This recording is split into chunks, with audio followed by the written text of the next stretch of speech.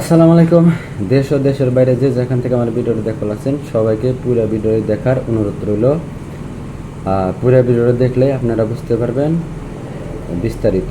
আর এই ভিডিওতে খুবই ইম্পর্টেন্ট কিছু গুরুত্বপূর্ণ তথ্য আছে মালয়েশিয়ার কলিং ভিসা সম্পর্কে।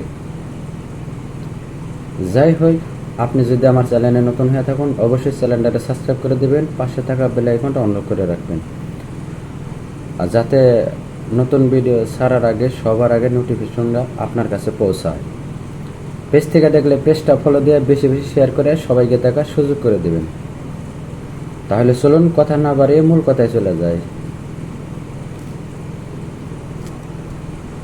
2024 17 মে মালয়েশিয়া সরকার নতুন করে ঘোষণা দিয়েছে মালয়েশিয়া কলিং ভিসা, যে এই ভিসা পাওয়ার জন্য অবশ্যই নিয়োগকর্তাদের মালয়েশিয়ার সরকারি অফিসে আবেদন করতে হবে অনলাইনের মাধ্যমে। যাই হোক, আপনারা যারা নতুন বর্তমান মালয়েশিয়ায় আসার জন্য কাগজপাতি জমা হয়েছে বা কিছু কাজ হয়েছে, কিছু কাজ বাকি আছে, তাদের উদ্দেশ্য করে আজকের এই ভিডিওটা।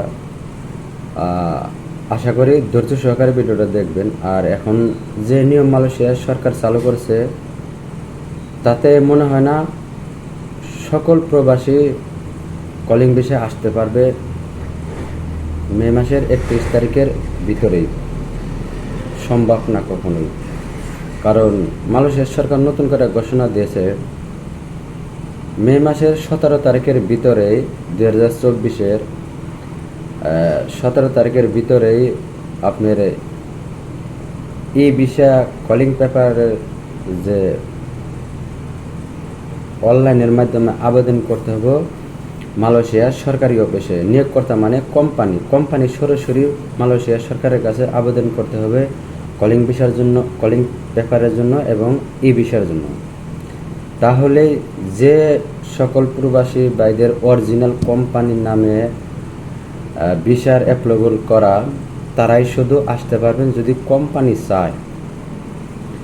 কোম্পানি যদি আপনাদেরকে হেল্প করে বা আপনার যে ই ভিসা বাড়িয়ানোর জন্য সরকারের কাছে যে অনলাইনে আবেদন করতে হবে, যদি কোম্পানি করে তাহলে আপনি শুধু আসতে পারবেন। আর তা না হলে যদি কোম্পানি আপনারা যদি কলিং পেপার এই বিষয়ে যদি আবেদন না করে সরকারের কাছে অনলাইনের মাধ্যমে, তাহলে আপনি আসতে পারবেন না। কারণ কিসের জন্য? দালালে যত কিছুই বলে, এই জায়গায় দালালের কোনো হাত নাই, বা বাংলাদেশে এজেন্সি কোটাগুলো আছে তাদের কোনো হাত নাই এখন বর্তমান। কারণ এখানে আমি অনেক ভিডিও দিয়ে রাখছি, আপনারা ডেসক্রিপশনে যায় আমার চ্যানেলে যায় না, আপনারা সার্চ দিয়ে ভিডিওগুলো দেখতে পারেন। কিসের জন্য অনেকবার বলেছি, কী জন্য কোম্পানির কাছে দিয়েছে এই সমস্ত কামকাজগুলো। কারণ অনেক বাংলাদেশি ভাইয়েরা আইসানে মালয়েশিয়া আসার পরে অনেক প্রতারণা হয়ে লাগছে, কাজ নাই, বসে আছে।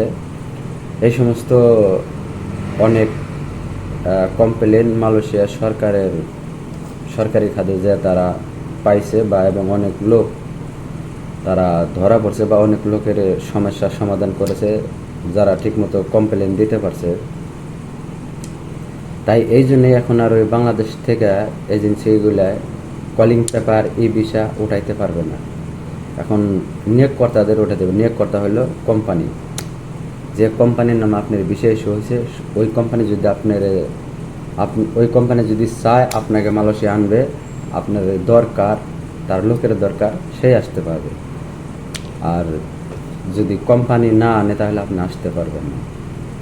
যাই হোক, আজকের ভিডিওটা এই পর্যন্তই।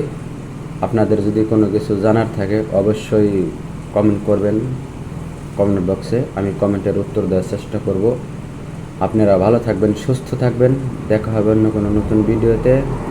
আল্লাহ হাফেজ।